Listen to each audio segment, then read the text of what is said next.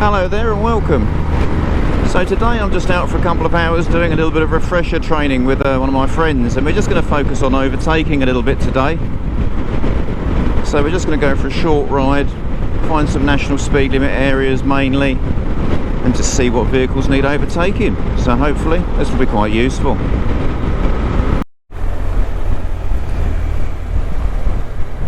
Just be careful on these country roads because they're fairly narrow, aren't they? And you've got to think about a misplaced vehicle unseen coming towards you. The other thing to remember, Sam, with all of these overtakes is, you know, if in doubt, leave it out. You know, if you're not happy, don't do it. It's got to be obvious, an overtake, really. It's got to be there. If you've got to think about it and about it, then it's not on. You shouldn't be doing it. And if you're going to get it done promptly, so you're not on the other side of the road for any longer than you need to be. So when you're in a 30 limit, I mean, if you've got local knowledge, great. If you haven't, what you're looking for is that increase in speed limit, isn't it? So you can see the national sign now. So what you should be doing is checking your rear to see what's going on and then assessing ahead. Now I might accelerate briskly. Can you see there's an observation mirror there to the offside? That tells you there's a concealed junction there. So you've got to be careful you don't go flying past that. But now you need to start working for it. Right hand bend, you want to be near side position and looking for the view. I'm just going to hold a fairly central position, and I'm not going to go pretty quick because I want to see you work with your planning. So with the left hand bend, what's the best view you can get? You know, can you take a safe offside position to open that view up? Right hander, so close on me and position left. There it is, it's a gift, but is the junction there safe? Yeah, it's not a junction, it's an entrance to a premises. Still poses a risk though, doesn't it? So it's got to be considered. Good.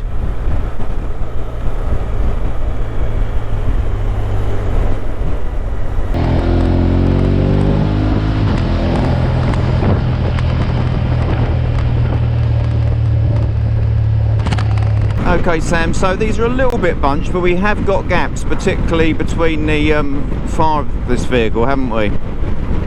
So just remember, we're keeping an eye out for junctions or anywhere where someone can emerge into our path as well. Then you can reassess and check your rear obs, because if it's on, and of course it isn't, we've got a lovely view down there now.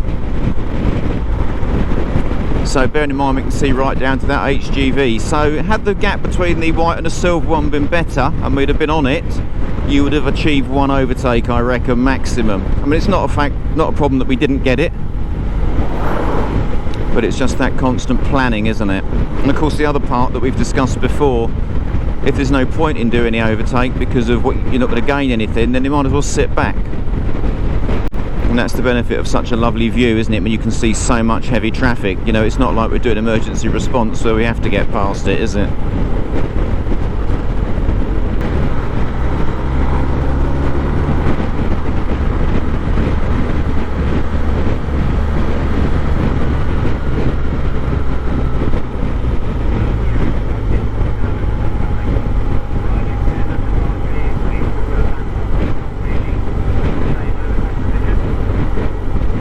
No, you see, with the larger vehicle it's the extended overtake position. You need to be further back. See, the problem there, we were quite quick into the bend closing up on that van, but we were soon going to lose the view, and that's what happened because we got close to it. We temporarily lost the view.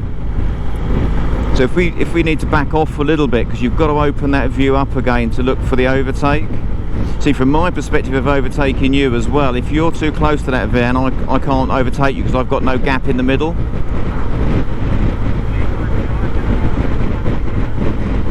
So this is where local knowledge is coming in. There's an industrial estate to the right, so I'm anticipating that vehicle may turn right very soon. So I'm watching his brake lights. Are we going to see an indicator any moment?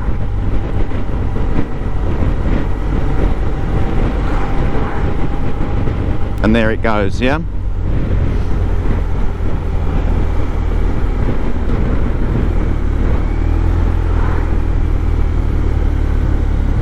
So if we keep well back, let him turn, then we get on the gas.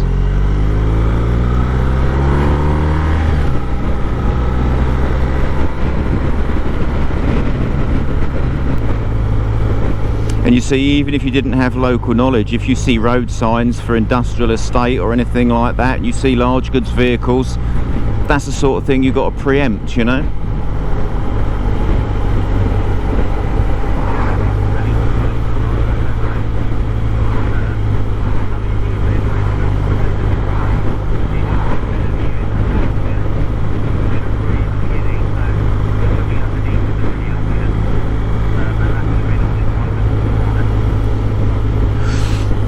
Yeah, you probably wouldn't have got the overtake in if you'd have just started moving out a little bit to open the view. So now if you come to the offside, but not too close to the oncoming car, that's it. So you just hold your view. So your view across, you can see there's no overtake by those two. But now if you start to close gently now re-establish, and it's off, so you drop back. So what you were looking there is if that car hadn't been there, could you have chucked a cheeky overtake in, yeah?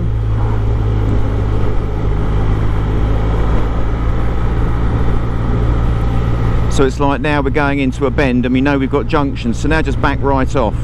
Just back right off, because you want to be seen by any cars waiting at the junction. If you're up the bum of the van, they won't see you, so they could pull out in front of you.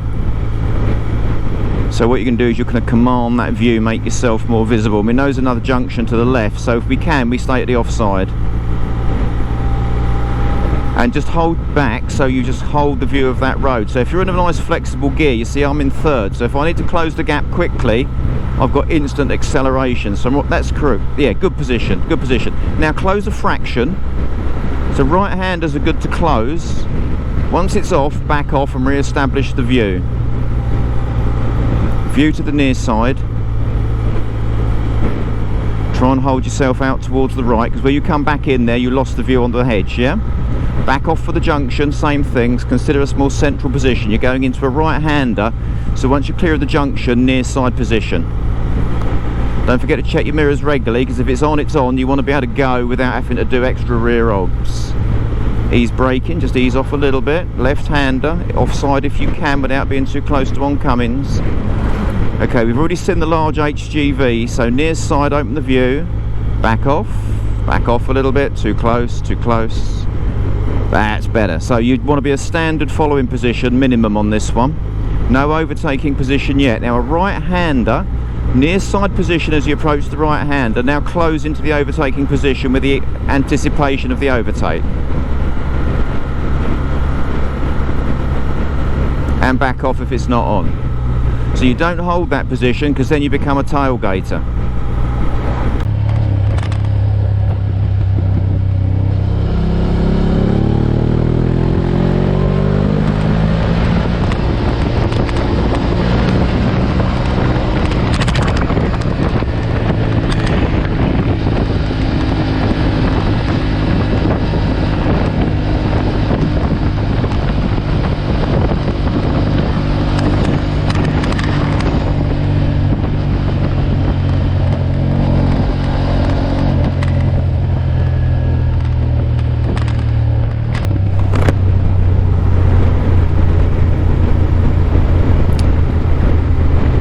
Unfortunately, some motorcyclists don't seem to be aware of some of the risks, and what I always consider to be a cardinal sin is overtaking across a junction.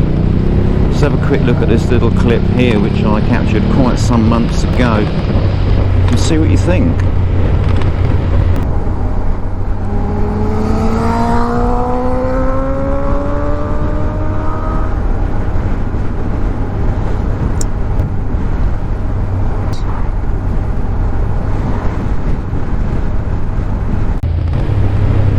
So unfortunately, it's riding like that puts yourself in massive jeopardy and puts you right on offer of being wiped out. We must ride with more care, really, if we value our lives.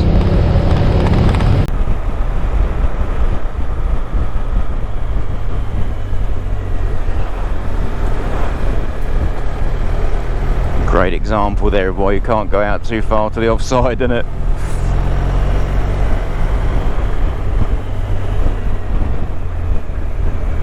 Yeah, so now you got the cyclist. You see, that's still an overtake, isn't it? It's still got all exactly the same principles as we had for overtaking cars or lorries or whatever it might be. You know, and keeping those rear obs checked, closing up, overtaking position, move out, then power on.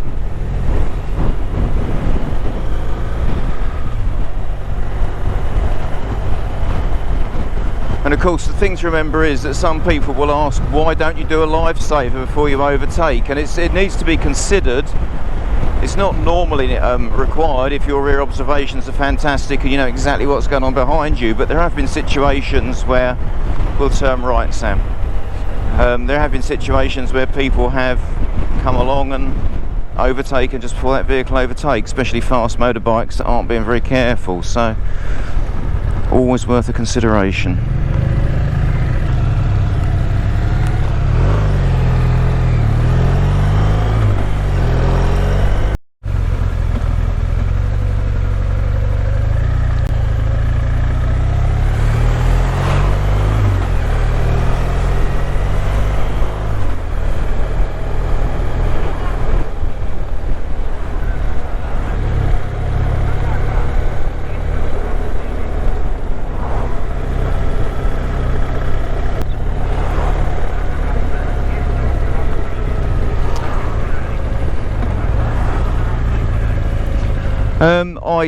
I came to a virtual stop. I didn't put my feet down or anything. He was at the narrowest part of the road, and there was a little bit wider there. I just thought it was very, very tight for you. I felt he was a fraction quick. I don't want to be too pedantic about it, but yeah, I just wanted to create a little bit of extra space and just reduce that speed just a little bit extra, to be honest.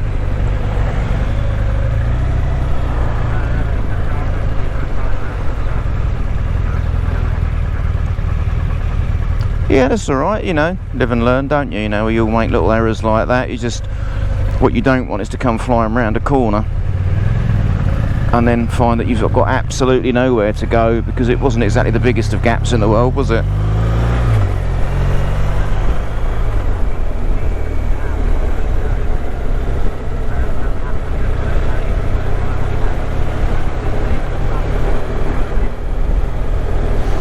No, that's a good point you've made there. I mean, you don't want to be slamming on the brakes, but I think this is why, you know, training yourself to use the brakes effectively. I mean, I brought mine in fairly firmly, but it was certainly never any panic attached to it, you know, and that's where training that right hand to use that lever to get that speed off promptly but under control without any panic is a really good thing. You know, you just think that microsecond of gentle application before that extra pressure goes in, and you can soon lose that speed very rapidly with firm control braking.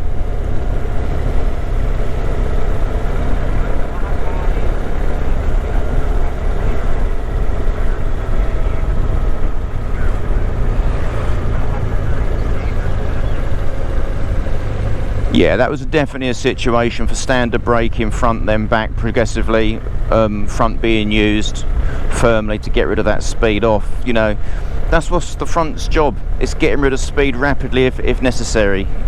The rear brake is your stabiliser, controller and slow speed brake.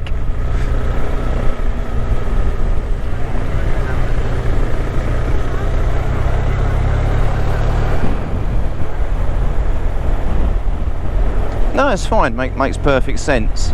But it's useful to get into that mindset that, you know, when you see an issue like that, you see, what a lot of people do these days is once they shut the throttle, they just cover the front brake, and then once they're happy with the hazard, the fingers come back onto the throttle and away they go. And that's not a bad technique if it's practiced well, because it means if you then need to lose further speed, you're ready to use the brakes.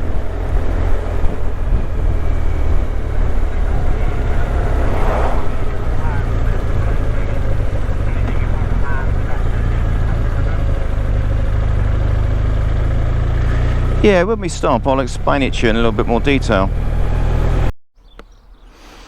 Alright then, Sam, so how's that been going? Yeah, it's been a good little ride. Bit of practice. Hopefully slightly improved positioning by the end of it. Yeah. That's what we're looking at overtakes. Of course, having a dynamic road position throughout, it's quite difficult, I suppose, to have a dynamic, because obviously, even when you're in a group, obviously your mind's always going to the group, isn't it? You're not. It's a very different mindset. It can be, and you've got to try and just ride, as we said before, ride for yourself. you know, and with these overtakes, you know, if they're on, they're on, but if they're not, they're absolutely not. And you've got to be very selective in how you execute those. Did the bit I said to you about we spoke about it briefly on the run, but not accelerating until you're actually in the correct position to go in a straight line on the overtake. Yes. Did that make sense? Yes, so planning out, so yeah, you're not diving out, you're sort of coming out and then accelerating. Absolutely so. Sort of a different pattern. Yeah. And in a car, it's very easy to do the complete opposite. Very much so. You don't have the same acceleration power in a car. Depending on what you're driving, of course, but yes. What you're driving, of course, but most of us don't have the luxury of brakes. Yeah, exactly that. So yeah, I guess it's that kind of difference in dynamic and what you kind of learn from driving a car, then going over to a bike. But yeah, I think it's hopefully apply that a bit more on the remainder of the ride home. Yeah, definitely so. Good. Okay, so yeah, we'll just do a little bit more. Just mentioning on that, of course, one of the good reasons behind that, other than the fact it gives you the opportunity to bail out, is that when you put the acceleration on for a rapid overtake, a rapid turn of acceleration, because the bike's upright and not curved, not leaning, sorry, you don't get the tyre grip trade-off issue. So you've got maximum tyre grip for the act of acceleration, because you don't want to be sort of leaning and accelerating rapidly. So you can actually accelerate faster. Exactly that. Exactly that, and that's why the technique is constructed in that way. It makes sense for blue light riding, doesn't it, really? Well, absolutely so, you know. Right, any questions before we carry on? I don't think so, nothing. We're good to go. Brilliant, Sam, let's do a little bit more. Cool.